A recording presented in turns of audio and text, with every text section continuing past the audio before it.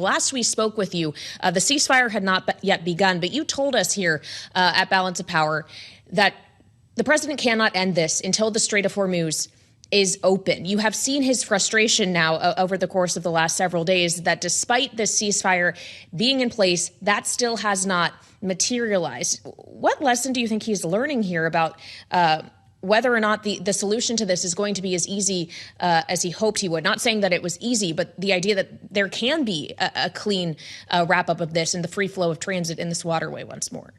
Yeah, I think there's an axiom, I think, in Middle Eastern politics that the Iranians have never won a war and they've never lost a negotiation. I think Trump is starting to realize that right now, that these are tough negotiators. He's right. They've only got, they don't have a lot of cards to play, but the one card that they play is a significant card. If you really can shut down the Straits of Hormuz for a period of time, that is a tremendous piece of leverage. And believe me, Donald Trump understands leverage as much as anybody else. Look, I don't know what the agreement was. You don't know what the agreement was. I don't think anybody knows what the agreement was. The point of the matter is there's no agreement. The Iranians say X, we say Y. The bottom line is the Straits are still closed. So they might not be active military engagements right now, but this war is still going on. And this issue is not resolved. And Donald Trump needs and wants to resolve it quickly. But I think, again, as we talked about last week, he's finding that's going to be much more difficult than I think they expected.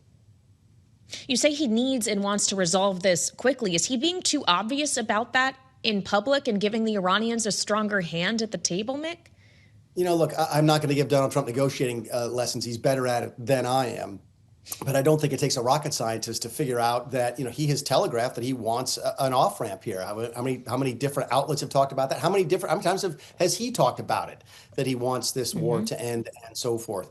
The Iranians don't need the war to end. They just need not to lose. This is a war of resistance and survival on their part. Time is not part of their calculation right now. It is when it comes to the United States, because the Straits can't stay closed forever, because the world economy will choke, including ours. So yeah, to the extent that the Iranians do have that one card, as Donald Trump mentions, it's still a heck of a card. Well, so what does it say to you, Mick, that the Vice President JD Vance is the one who has been entrusted in trying to spearhead the solution here, alongside, yes, the envoys that Trump has long gone to for negotiating various geopolitical disputes, Steve Witkoff and Jared Kushner. But it's JD Vance who is en route to lead this delegation in Pakistan. What do you make of this selection?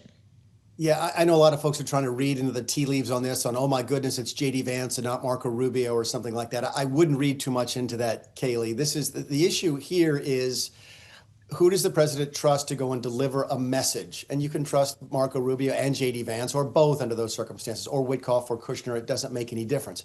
But what I think folks need to realize is, regardless of who Trump sends, none of them really speak fully for him. Donald Trump is the only person who speaks for him. That was the case in the first term. It's the case in the second term, that you can go. You could be the Secretary of State. You could be the Vice President. You could be the Chief of Staff, whatever. But you're not there to make your own calls. You're there to sort of, deliver information from the president and then take information back. And JD is going to be perfectly capable of doing that and a reliable source for the president.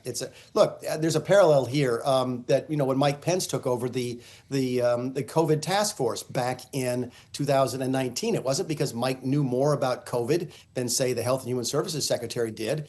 It was just the president trusted him to run the process. And I think you're seeing the same thing here with JD. It's not that he knows more or less than Marco Rubio. It's just that Trump trusts him. Well, and when you say that all of this comes down to the decision-making of President Trump, is that to say, Mick, that once again, Congress has no role to play here, didn't have a role in how it started, isn't going to have a role in how it ended? Even as Senator Lindsey Graham, who has been one of the biggest proponents of this war in the first place, says, look, if you want to make a deal with Iran, especially if there's a nuclear component, you have to bring that to the United States Senate first.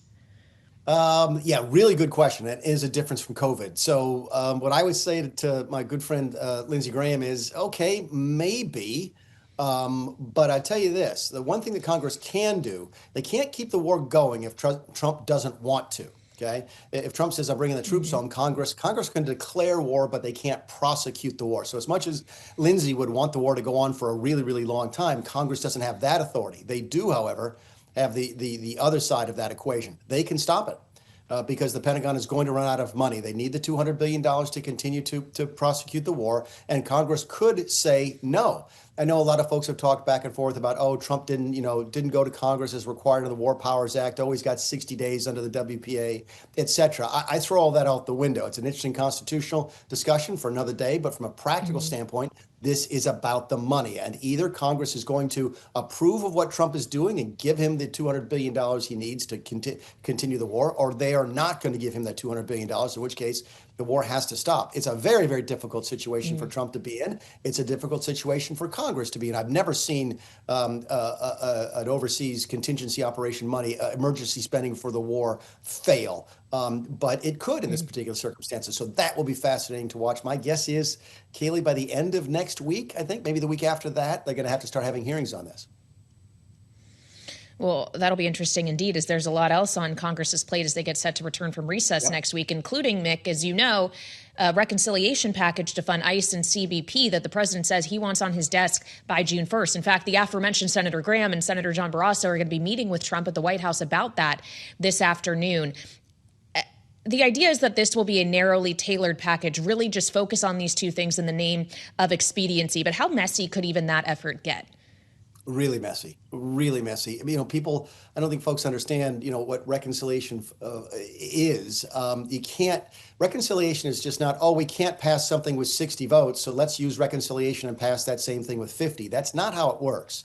Reconciliation is specific to the budget process, specific to the spending process, and you can't just say, okay, we're going to approve DHS funding on the reconciliation, and we're going to approve $200 billion for the military, and that's it. That would be ruled out of order in the Senate, and unless they want to overturn the parliamentarian, that's not going to see the light of day. They have to find a way to pay for it.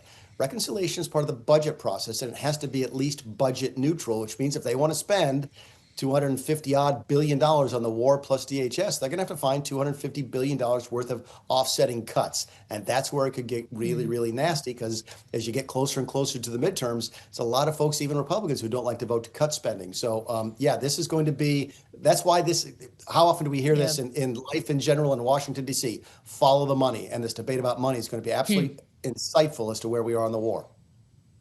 Well, in our final moment, Mick, I want to follow the money in another way. The activity we're seeing in prediction markets that, at least for some traders, have been quite accurate in terms of the timing of events like a war in Iran or the capture of Nicolas Maduro in Venezuela. You, of course, are heading up a new coalition, Gambling is Not Investing. So just quickly, what was your reaction to the reporting we've seen today that in March, the White House actually sent out a memo to staffers warning them not to make bets on information they may have?